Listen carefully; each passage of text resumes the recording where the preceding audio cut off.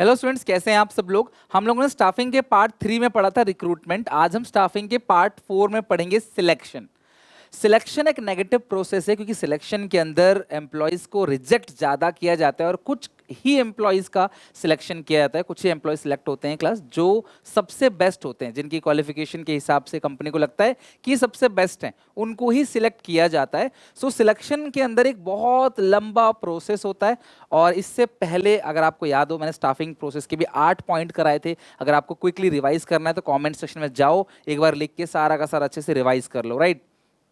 अब अगर मैं सिलेक्शन प्रोसेस की बात करूं तो सिलेक्शन प्रोसेस के अंदर सबसे जो पहली चीज है वो है प्रिलिमिनरी स्क्रीनिंग। सिलेक्शन प्रोसेस के अंदर जो सबसे पहली चीज आती है उसको क्या बोलते हैं क्लास?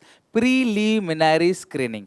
अब प्रीलिमिनरी स्क्रीनिंग का मतलब होता क्या है? एक बेसिक सिलेक्शन होता है एम्प्लॉयज का, मतलब एक बेसिक तरीके का क्लास एक राउंड होता है जिसके अंदर एम्प्लॉयज से कुछ बेसिक क्वेश्चंस पूछे जाते हैं। और जैसे उनका नाम, उनका क्लास, कहाँ से उन्होंने स्कूल किया है, कहाँ से उन्होंने क्लास कॉलेज किया है, घर वाले क्या करते हैं, इससे पहले कहाँ काम करते थे, marital status, date of birth और बहुत सारी चीजें।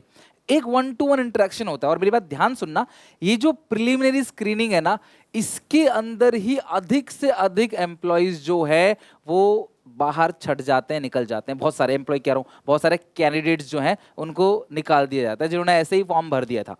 जैसे यूपीएससी होता है, 10 लाख बच्चे पेपर देते हैं, लेकिन प्री के अंदर ही बहुत सारे बच्चे जो है जो मतलब अभी इस एग्जामिनेशन के लायक अभी नहीं बने हैं, उन्होंने फॉर्म भर दिया है, उन लोगों को आउट कर दिया जाता है। बेसिक चीजें, basic interview about your self पूछ के क्लास उन लोगों को बेसिकली निकाल दिया जाता है। This is called preliminary screening. अब जो प्रिलिमिनरी स्क्रीनिंग हो गई, इसके अंदर सेकंड जो स्टेप आता है, लाइन बाय लाइन करना है क्लास को, 8 के 8 पॉइंट लाइन बाय लाइन करना है। Second is selection test. अब यहाँ पे एक टेस्ट कंडक्ट किया जाएगा जो कि एक रिटर्न टेस्ट होगा और इस टेस्ट के थ्रू क्लास आपकी नॉलेज का टेस्ट किया जाएगा। This is called selection test. अब सिलेक्शन टेस्ट होता क्या है समझते हैं। पहले पहले प्रिलिमिनरी स्क्रीनिंग देखते हैं। It is done to eliminate the unqualified candidates. Basic questions about employees qualification, school, college, marital status about etcetera are asked. तो ये बेसिक चीजें क्लास आपसे पूछेंगे और इसी में ही ज्यादातर एम्प्लॉयज जो है वो बाहर निकल जाते हैं। प्रिलिमिनरी स्क्रीनिंग के अंदर ही मेजर एम्प्लॉयज जो है वो बाहर निकल जाते हैं। सेकंड जो होता है that is called selection test. अब ये एक रिटर्न टेस्ट होता है जिसको बोलते हैं selection test.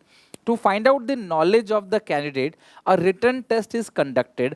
Following type of test are conducted. तो कौन कौन से टेस्ट कंडक्ट होते हैं? तो हमारे पास ये 5 टेस्ट हैं जो कंडक्ट किए जाते हैं क्लास आपकी नॉलेज को देखने के लिए कि भाई उसकी इंटेलिजेंस कितनी है, नॉलेज कितना है उसको। तो सबसे पहला जो टेस्ट होता है दैट इज इंटेलिजेंस टेस्ट। आपका आईक्यू लेवल चेक करने के लिए ये टेस्ट कंडक्ट किया जाता है कि आप कितने इंटेलिजेंट हो, कितने टैलेंटेड हो आप। इस चीज को देखने के लिए कुछ क्वेश्चंस पूछे जाते हैं ताकि आपका टैलेंट चेक किया जा सके, आपका आईक्यू लेवल कितनी जल्दी आप चीजों को पकड़ लेते हो। इस चीज को टेस्ट करने के लिए इंटेलिजेंस टेस्ट किया जाता है।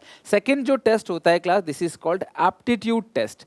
एप्टीट्यूड टेस्ट देखा जाता है कि कभी भी किसी भी नए काम को सीखने में आपकी पोटेंशियल ऑफ लर्निंग क्या है। कोई भी नया काम कल को सिखाया जाएगा, आप उसको सीख भी पाओगे कि नहीं, और अगर सीख पाओगे तो आप कितना समय लोगे, यानी कि आपका देखा जाता है कि आप कितने समय में उस काम को सीख जाओगे। That is aptitude test.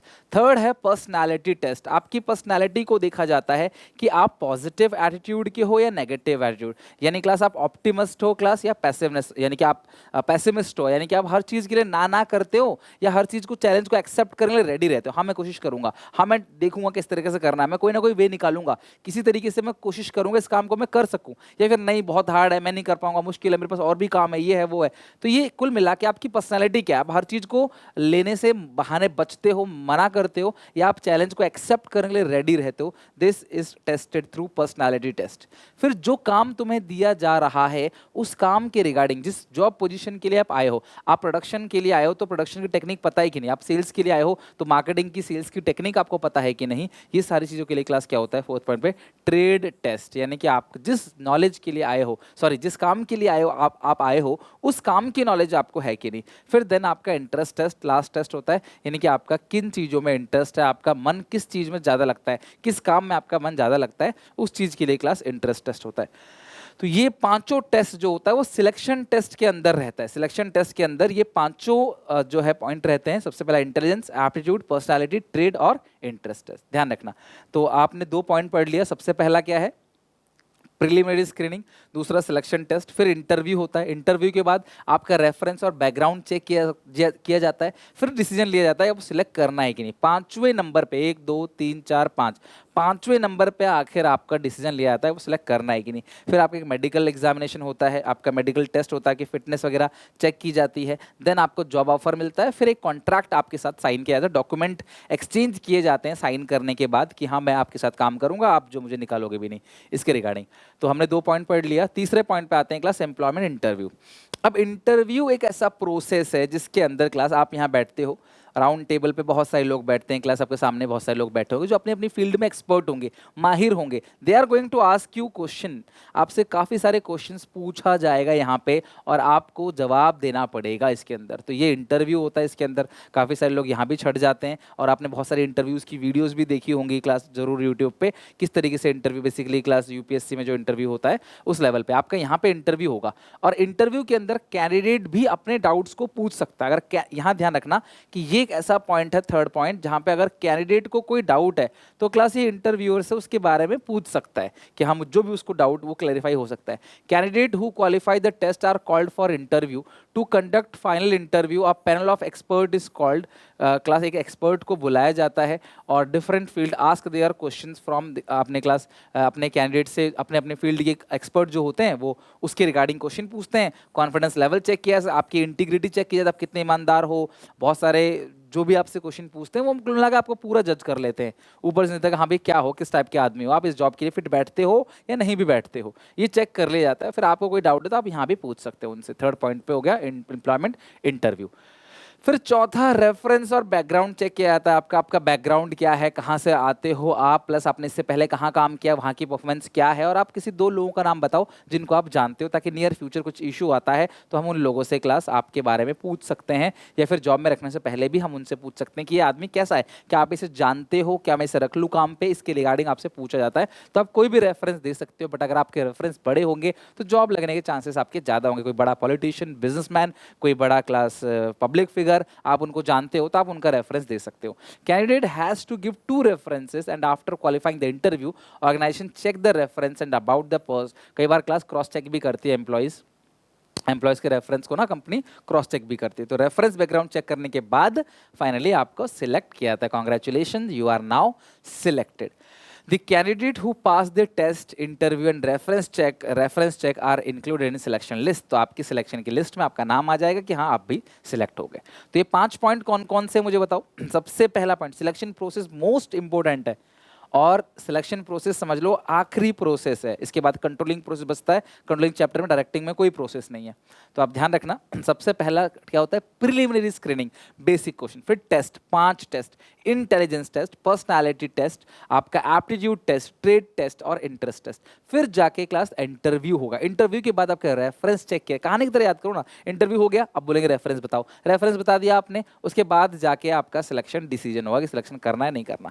जब आप सिलेक्ट हो जाओगे फिर आपका मेडिकल होगा। कई बार कंपनी के अंदर ही मेडिकल स्टाफ होता है, उनका अपना, जो आपका मेडिकल टेस्ट ले लेते हैं कि आपकी फिटनेस कैसी है, आपकी मतलब कोई ऐसी कोई गंभीर बीमारी तो नहीं है। कि जैसे आप कंपनी में आ जाओगे तो कंपनी की लायबिलिटी हो जाएगी आपकी सारी चीज़ें करना।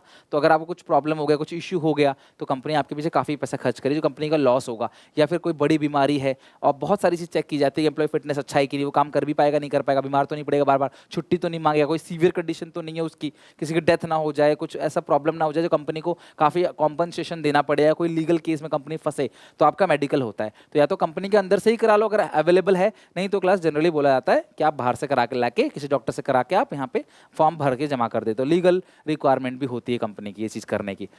सो बिफोर गिविंग अपॉइंटमेंट लेटर, तुम्हें अपॉइंटमेंट लेटर देने से पहले क्लास तुम्हारा क्या होता है, मेडिकल एग्जामिनेशन होता है। ऑर्गेनाइजेशन अपॉइंट करती है अपने खुद के डॉक्टर्स को, या फिर क्लास आप बाहर से जो है वो करा सकते हो कि कॉन्ट्रैक्ट होता है कंपनी का किसी डॉक्टर, किसी ऑफिशियल हॉस्पिटल के साथ, वहाँ से आप करा सकते हो। कुल मिलाकर आपका मेडिकल होगा 6 पॉइंट पे, तब जाके आपको जॉब ऑफर मिलेगा, जहाँ पे क्लास आपके पास मेल आ जाएगा कि आपकी जॉब लग गई और आप खुशी से क्लास झूम उठोगे, हाँ यार फाइनली मेरी जॉब लग गई, फाइनली क्लास मुझे अपॉइंटमेंट लेटर मिल गया। Candidate who clear the medical test are given appointment letter, in the letter the date of joining, terms, शर्तें वगैरह और कंडीशंस क्या क्या सब लिखा रहता है क्लास। जनरली क्लास उनको एक प्रॉपर टाइम दिया जाता है कि हाँ अब आप 1 महीने के अंदर, 50 दिन के अंदर, 60 दिन के अंदर, 15 दिन के अंदर आप ज्वाइन कर सकते हो। तो जॉब ऑफर मिलने के बाद आप जाते हो और आपके साथ पेपर एक्सचेंज किए जाते हैं, यानी कॉन्ट्रैक्ट बनाया जाता है। When the candidate accept the job offer, it refers to signing off the contract of the employment.